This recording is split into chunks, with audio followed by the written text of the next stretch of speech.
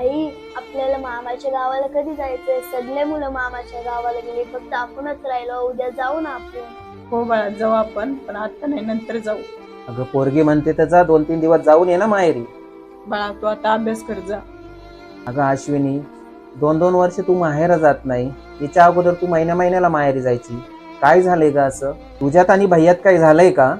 अहो, भैयाला फोन केला का भैया फोन उचलत नाही.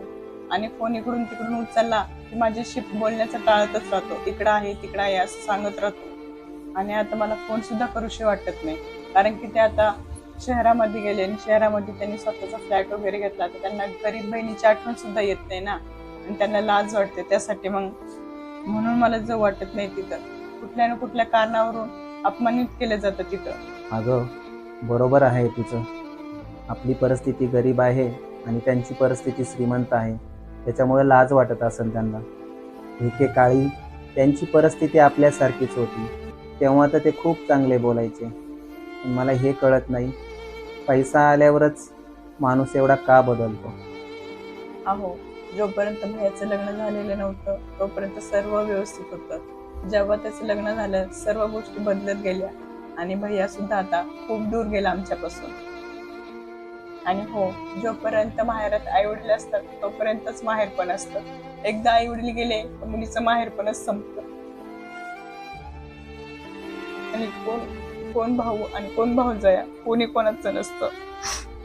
आणि एक बहीण जेव्हा फोन करते भावाला, त्यांना वाटत असतं की इस्टेटिंग मध्ये हिस्सा मागेल, पण तसं काही नसतं हो. एक आई बापाच्या नंतर एक भाऊ आणि एक बहीणच एकमेकांना असतं, पण त्यांना कोण सांगणार हे? माहेरात गेल्यानंतर भाऊजांना असं वाटतं का काही न्यायलाच आल्या, आणि त्या भावांचं कान भरवतात का ताई आल्यानंतर हे करतील आणि ते करतील. पण ते का विसरतात? त्यांचं पण माहेर असतं आणि त्यांना सुद्धा भाऊ भाऊजे असतात. मग ते काय हे विसरून चालतात? हो, खरं आहे ग.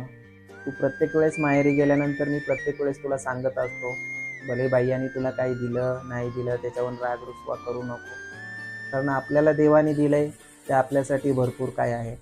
मग त्यांच्या संपत्तीवर आपण का लक्ष ठेवायचं? मला ह्या गोष्टी नाही पटत. पैसाच म्हणजे सगळ्या गोष्टी नसतात ग. हां, शेवटी काही केलं तरी बहीण भावाचं नातं हे पवित्र नातं कशासाठी बनवलंय? मग आपण एवढं चांगलं राहून पण ते असं का वागतात, मला तेच समजत नाही.